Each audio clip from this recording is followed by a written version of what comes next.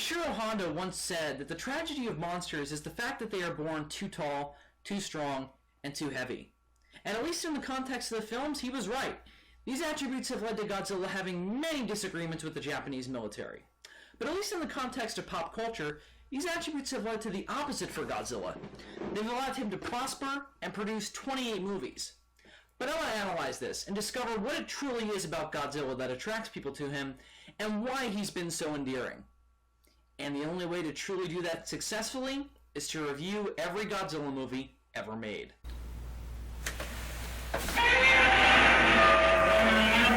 Some people might be angry, but regardless, welcome to Zazubaar's Godzilla Palooza.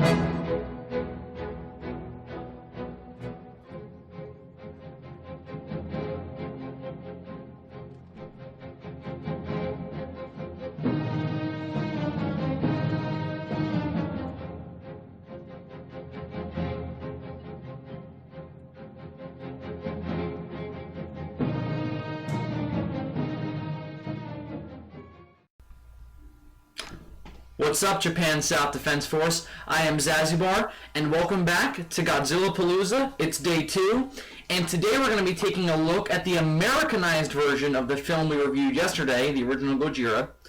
And today we're going to be reviewing the American imported version, Godzilla King of the Monsters, the Americans' attempt at re-editing Honda's original film and turning it into more of an Americanized production, and dubbing it and making it accessible to people who don't speak Japanese.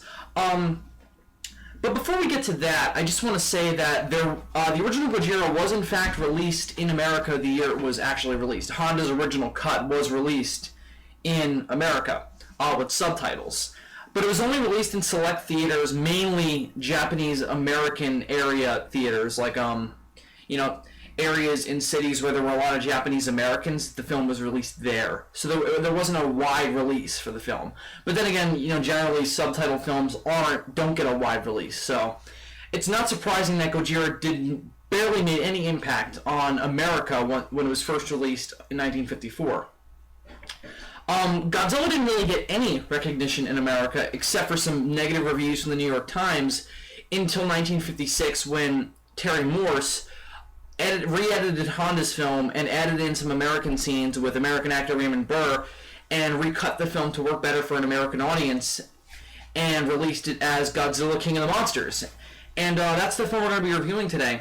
And I know when I started this series, I said that I was going to review Japanese and American cuts on the same day. But here's the thing. King of the Monsters isn't really just an English cut of Gojira.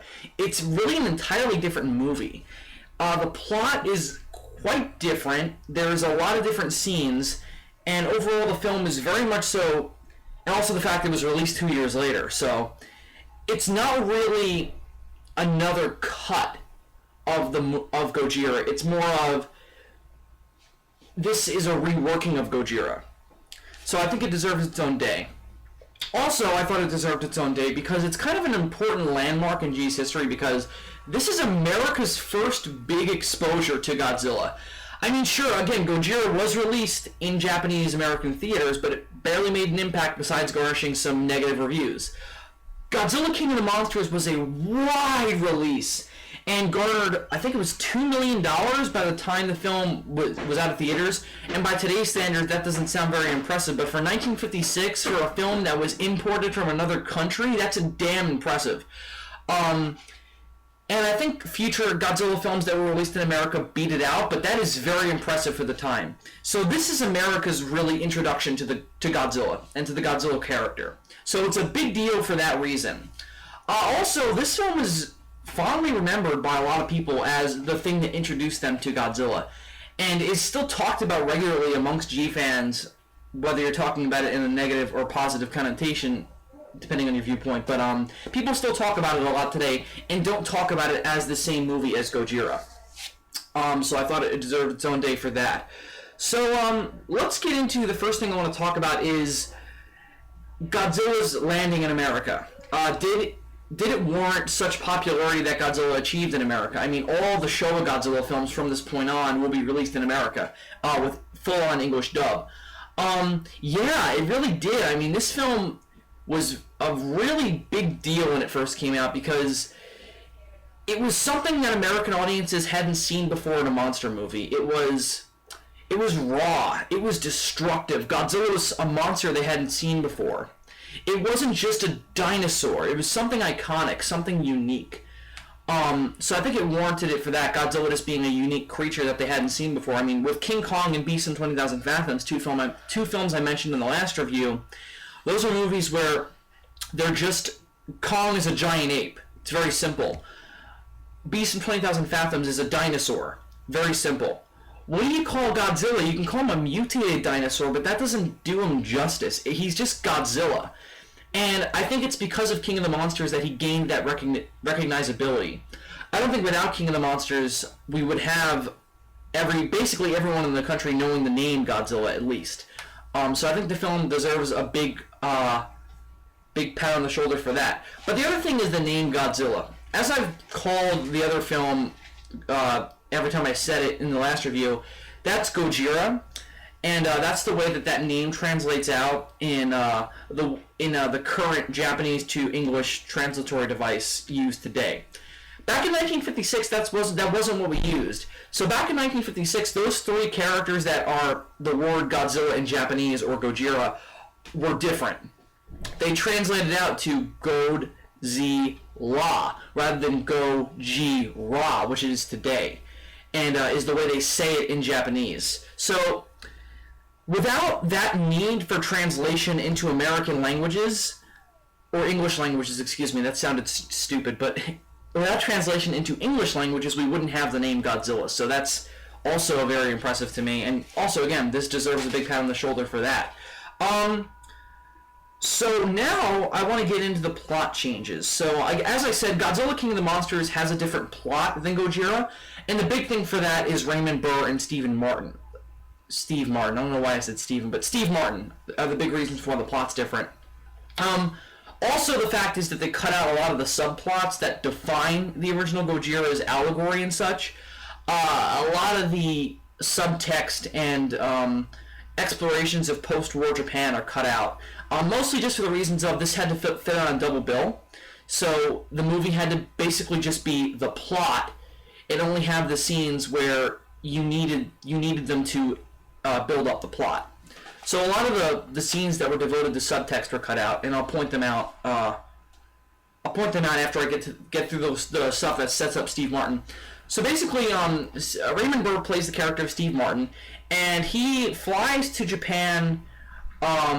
He's an American newsman, and he flies to Japan to meet up with an old college buddy of his named Dr. Serizawa, and he's actually on his way to Cairo, but he decides to see his old friend on the way there. So Serizawa is not available to see Steve at the time, so Steve decides to stay on for a few days. And then he's brought in by the security agency of Japan, basically Japan's airport security, I guess it is. And he's brought in to be questioned about the sinking of the Japanese ship that we saw in the opening scenes of the original Gojira, because it apparently happened right below his plane. So he's brought in to be asked if he saw anything that might lead to what exactly caused it. So we still get that same mysterious build-up we had in Gojira, but this time the scenes are different. We don't get all that stuff with Ogata looking into it and all the scenes on Odo Island. We get a lot of stuff with Steve Martin, asking, and being asked questions about what happened, and the security agency trying to figure out what happened. So Steve Martin and the head of the security agency named Tomo decide that they're going to basically team up to do a little investigating into what happened. So Then the plot starts to get very similar to Gojira. The same ships go missing, and then we get to Odo Island where the rafts show up, and we get the part where Hagiwara goes to Odo Island and finds out about the legend of Godzilla. I'm not going to go into as much detail as I went into yesterday with Gojira, because very much of it is the same. But all this, I'm going to basically just outline the stuff that happens with Steve Martin. So Steve Martin goes with the same helicopter that brought Hagiwara to Odo Island, and he too does some investigating and finds out about the legend of Godzilla.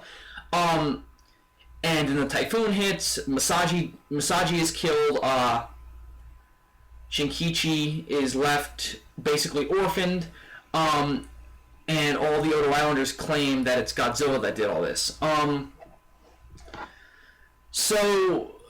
And Steve Martin is there, also saying something is strange about this. It must be something, Godzilla basically. And Steve Martin actually isn't in a lot of the movie from this point on. Basically from the beginning to Odo Island, he's in almost every scene. But then once we see Godzilla, because Steve Martin also goes back with Dr. Yamane and his search parties group to look for Godzilla, and they of course find him and they see him, and it's this whole big thing. But after that, we don't get a lot of Steve Martin, because now we have to start getting into the Japanese characters, and this is where most of the actual dubbing in the film happens, because we have to have scenes that Steve Martin can't possibly be in, so the Japanese people have to speak English. So this is where most of the dubbing comes in, and we start to get some of the scenes with Serizawa, some of the scenes with Ogata and Emiko and Dr. Yamane, and then of course we also have Steve Martin trying to, he's trying to get the story out about Godzilla. Then Godzilla attacks the waterfront. Steve Martin, continues to narrate over that. They set up the high tension wires. Godzilla attacks the heart of Tokyo. We get that big attack scene. Steve Martin narrates over the whole thing, and then he's in one of the buildings that Godzilla destroys, and is badly hurt during the attack. So he's in a hospital for the rest of the film. Emiko attends to his wounds, and he slowly starts to recuperate. The film actually starts in this place. He starts to recount the events of the film, and it's told in flashback, which is very interesting. And then he learns of what Emiko has shown about the oxygen destroyer. And him and Ogata try to convince Emiko to go to Dr. Serizawa and try to convince him to use the oxygen destroyer against Godzilla. Then we get snippets of that debate from the original Gojira, even though a lot of it is cut out. It's basically just Ogata saying, use the oxygen destroyer. Serizawa says no. They fight a little bit. Then the prayer comes on, and Serizawa agrees to use it, but this is the only time. Steve Martin and basically the main character of the film get on that boat. They find Godzilla on the bottom of Tokyo Bay, and they use the oxygen destroyer. Serizawa heroically sacrifices himself. Steve Martin has some pretty well-written narration over the whole thing, and then the film ends. It's basically the same way it did with the Japanese cut, although Dr. Yamane's line is cut out, and I find that interesting. So the plot is quite different, as you can see, and that's definitely not a problem, but the only thing is that a lot of the allegory is cut out. Almost all of the exploration of post-war Japan is cut out, and a lot of it is just Steve Martin advancing the plot. The love triangle is still there, kind of, but it's not nearly as pronounced. It doesn't really get any progression. It's just kind of there. It really doesn't play into the ending debate, which it's disappointing. And again, it cuts out the post-war Japan thing, and it makes the film less interesting and less poignant. But I guess for the sake of progressing the plot, it works better for an American audience who wouldn't really be interested in that kind of stuff. So I guess it works, but certainly not compared to the actual original Gojira. It doesn't really stand up well at all. The nuclear allegory is still there, kind of. We still get the scene where Yamane expounds about Godzilla being born from the H-bomb experiments, but we don't get him saying that if we don't stop that, there's going to be more Godzillas born. No radiation sickness is mentioned. We do get, we do get that aftermath scene. The film is still very destructive and very apocalyptic and grim. But that nuclear allegory is practically missing because we don't really get the effects of the atomic bomb. None of it's mentioned in dialogue. We still get Geiger counters here and there, but it's not as pronounced and it's not as comprehensive as Gojira is. So a lot of that's cut out just for the sake of advancing the plot. So a lot of the nuclear allegory is cut out. It's still there, kind of. I mean, we still get the impression that A-bombs are bad.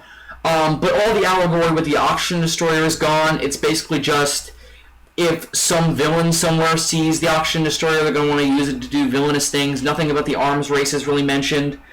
Again, basically a lot of the meat of the movie is cut out for the sake of advancing the plot.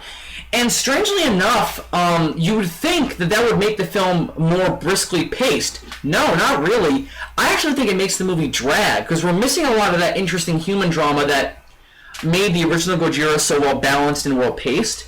A lot of the scenes are just painfully, I don't want to say painfully boring, but they're not as interesting, I'll say that. And they're almost painful to watch because a lot of the interesting allegory and commentary is cut out. And a lot of people say that that's American censorship. I don't think that is. I think it's just this movie is trying to be made for money, not so much for art. And just because it's trying to be an entertaining monster movie, a lot of the allegory is cut out. So we basically lose the exploration of post-war Japan. The love triangle is nearly gone. All the allegory with the oxygen destroyer is gone. Dr. Yamane's interest in keeping Godzilla alive for study on how it can survive H-bomb explosions is almost entirely cut out. It's only mentioned in one scene. Otherwise, he seems to be on the same plane as the other people with killing Godzilla. So that's definitely a little clunky. Overall, the film is just trying to be an entertaining monster movie and not so much an interesting and complex exploration and character study. It's mostly just trying to be an entertaining monster movie. So let's talk about how it works about doing that. The film is definitely entertaining. All the Godzilla scenes are basically intact. Nothing with him is really cut out. It's all the special effects scenes are still in there. It's just a lot of the human scenes that are cut out. And all the stuff that's entertaining about the original Gojira is here. And it's, for the most part, intact. Godzilla's characterization is still, for the most part, intact. It's still a very dark movie. It's just not as interesting. And being basically just a dark monster movie that's meant to entertain and horrify, it still definitely works. All the attack scenes are still very gruesome. The scenes in the hospital are still very terrifying, just not as poignant. The attack scene itself is still great. It's still a lot of fun to watch, just to see Godzilla causing all that destruction. Now, the aftermath is, again, it's still pretty much intact, but all the radioactive stuff is cut out. But we do get all those scenes in the hospital of all the bloody people. And seeing Raymond Burr all banged up from his encounter with Godzilla is still, that's pretty powerful. And it still maintains the film's grim tone. So the movie is still an entertaining monster movie. All the mysterious build-up at the beginning is great stuff. Raymond Burr trying to find out what Godzilla is very interesting, and works well as a monster movie. And that's ultimately where I'm going to come down on Godzilla King of the Monsters, is that it works as a monster movie. It doesn't work as a good movie, like Gojira does. It's just an okay monster movie. And I do ultimately have to agree with the people who criticize this film as taking what was a fantastic artsy film and turning it into a typical Monster on the Loose movie. I do ultimately have to agree. Although it's not bad for that, it's just not as interesting as Gojira. So let's talk about the best part of the film, Raymond Burr. Raymond Burr is easily the only reason to watch this thing, because his scenes are fantastic. His acting is great, his line delivery is great, the way they write the character of Steve Martin is epic. Some of his lines are fantastic and just so gripping. Like, my favorite one is probably Godzilla has turned the heart of the city into a sea of fire. Thousands lay dead or dying. That he narrates over the entire Godzilla attack scene. And it complements that. And it's such poetic writing and definitely works for the grim tone of Godzilla. So it works beautifully. And he delivers it so well where it has power. You believe this guy as a news reporter reporting on how terrible this event is. So all that works great.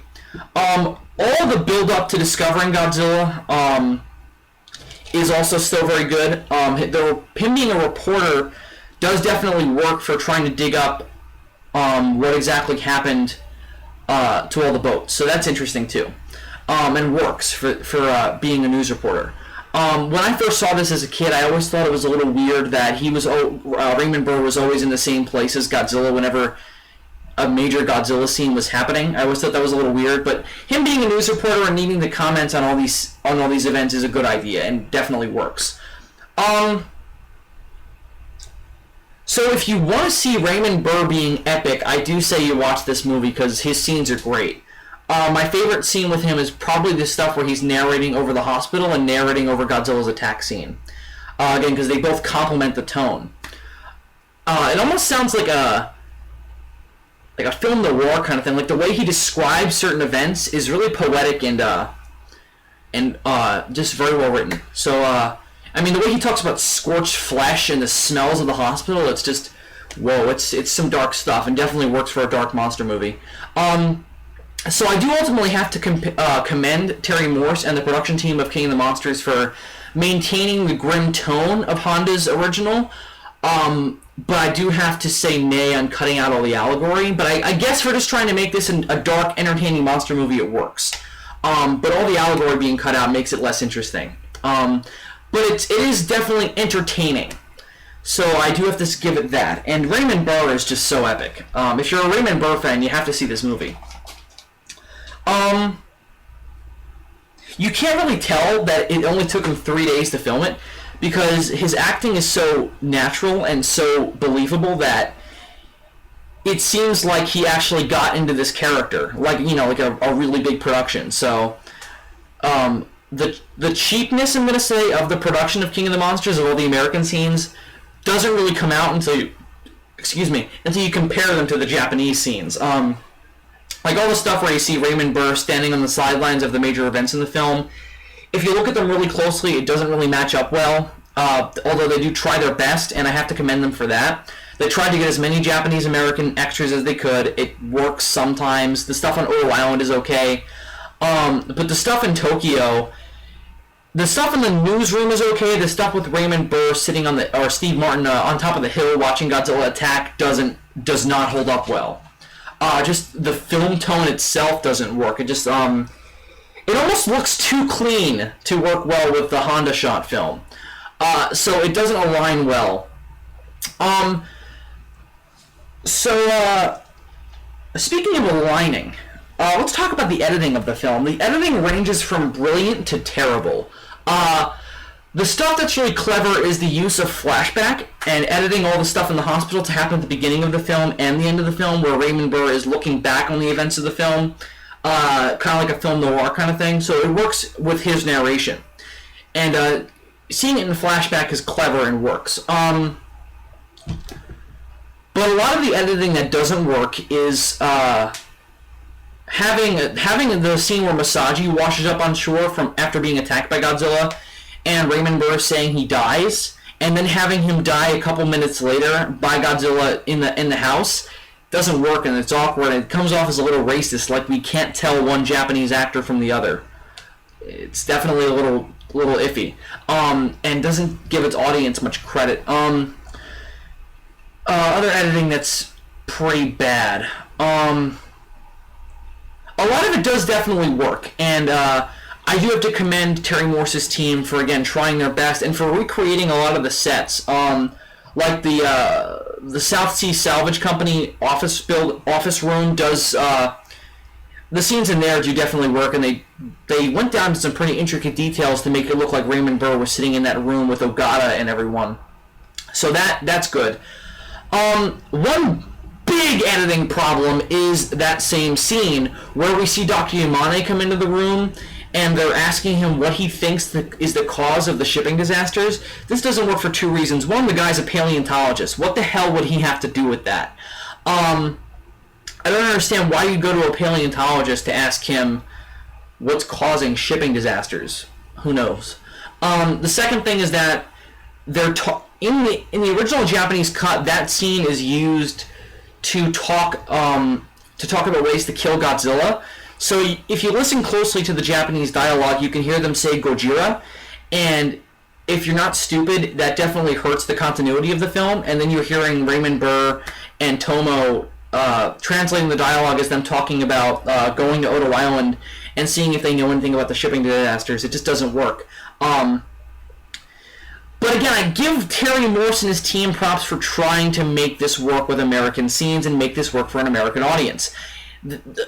Using Raymond Burr as a device to translate all these scenes works, but the editing is definitely clunky. And ultimately, I have to come down on this film does not hold up well if you compare it to Gojira. Because all the scenes in Gojira that are used here and are used differently here doesn't work at all. And ultimately, there's no reason to watch King of the Monsters if you watch Gojira on a regular basis, because King of the Monsters is really just Gojira with all the allegory cut out and Raymond Burr put in. So there's no reason to watch it once you've seen Gojira. There is one last thing I'd like to cover, and that's the dubbing. Or lack thereof, I wrote down here. Godzilla King of the Monsters has dubbing in it, if you want to call it that, because it's really weird. A lot of the times they have Tomo and Steve Martin there to translate what the Japanese characters are saying, so they don't have to do dubbing. But they can't always be in the same scene. So sometimes they have to have the Japanese characters speak English, and they have to use dubbing. The film uses 3 actors to play all the characters. 2 of them are male, 1 of them is a female. One male actor is a younger Japanese American who plays all the young Japanese characters. One of them's old. He plays Dr. Yamane and all the older Japanese characters, and then one of them's a female, and she plays Emiko. So it's weird to listen to. Hearing Serizawa and Ogata talk to each other, and they're both the same actor, it comes off as weird. And then hearing that actor play a news broadcaster talking about what Ogata is doing, yet he's the guy who plays Ogata, it's mind-boggling. And it's just because the movie didn't have enough money to hire more voice actors. So it doesn't work. Also, the lip movements don't match at all. And this is just because this was really before American companies had mastered dubbing Godzilla films, where they knew that they had to change some of the lines to get the lip movements in. This film doesn't really worry about that. It just kind of has the dubbing over the Japanese dialogue, and it doesn't work at all. In fact, there's one scene where for some reason the voice actors switch. There's the scene where Dr. Serizawa shows Emiko the oxygen destroyer for the first time. They come out of the basement of Serizawa's lab, and all of a sudden Serizawa sounds totally different, has a deeper voice, and sounds more... It sounds way different. You have to watch the movie to get what I'm saying. But it's a different voice actor, and the same thing for Emiko. And then they go back to the other 2, and it sounds weird. And it just throws you off. And the film doesn't work as a standalone movie in that regard. You really have to see Gojira to get those scenes, and so they work. So then I get to my point of, does this film hold up? And I'm going to say no, not really at all. Because now that Gojira is available in America in 2 cuts, both restored visual quality, there is no reason to watch King of the Monsters anymore except for Raymond Burr, who was epic. But he can't necessarily save this thing.